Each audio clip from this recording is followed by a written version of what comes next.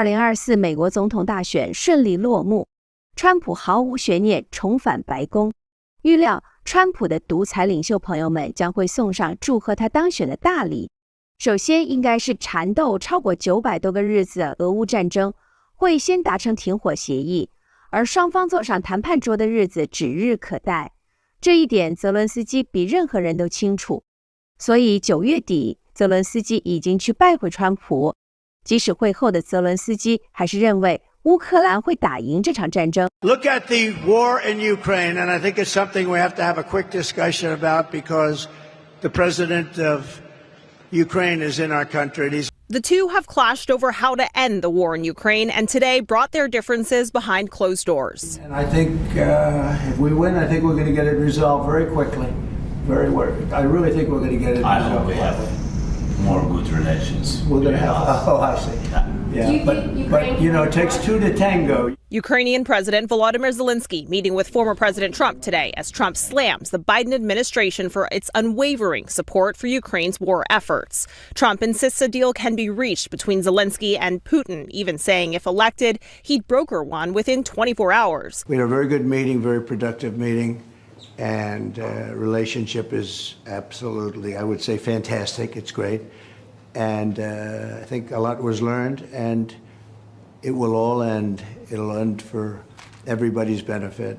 Zelenskyy says Trump doesn't really know how to stop the war, even if he thinks he does. Before I came to New York, I said that I have to strengthen my country. Now it's a very challenging period, and we need the answers. I mean that we need the answers from the United States because you are the leaders in support from the very beginning of the war. And for me, it was very important to share our steps in our plan of victory, what can really strengthen us to be strong on the battlefield.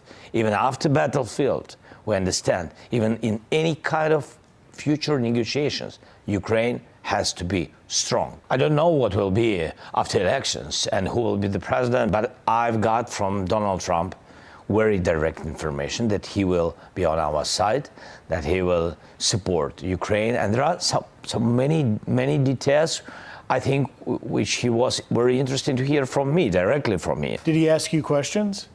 Did he ask me? Yes, sir. Yes, of course, a lot. What did he ask you? What do you see? What is really now the situation on the battlefield?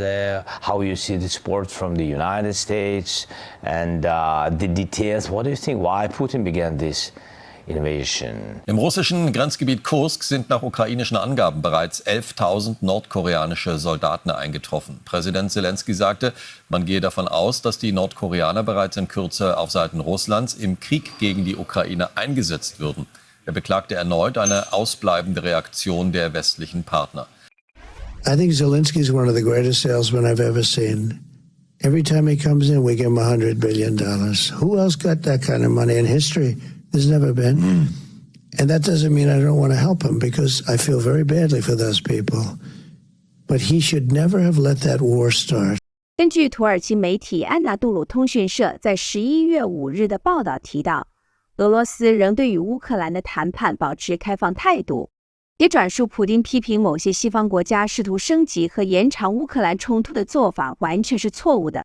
普丁表示，只有那些既不了解也不愿意了解俄罗斯历史的人，才会做出这种虚幻的算计。从川普过去兑现政治承诺有着不错的记录来看，这一次他在选前夸下的海口，能否在选后立即生效，就看他跟普丁的友情有多深厚，以及他的政治手腕在这不在位的4年里成长多少有关。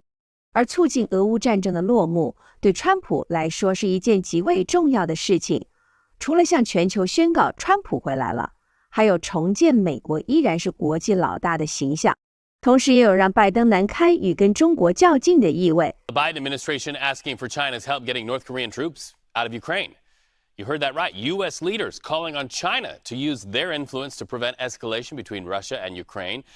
At this moment, thousands of North Korean troops reportedly wearing Russian uniforms are in Russia, causing concern at the U.S. State Department. So far, no response from Beijing. So Earlier this week, 3 top U.S. diplomats met with the Chinese ambassador to the U.S. to try and convince China to use its influence over North Korea to stop North Korean soldiers from entering the war in Ukraine. The diplomats are warning China that North Korean troops in Ukraine would be a concern not only because it would be an Asian country joining a European war, but also because of what North Korea may get from Russia in return for providing those troops. Secretary of State Antony Blinken pointed that out this week and said China understands the U.S. expectations, but so far China, at least publicly, has stayed silent.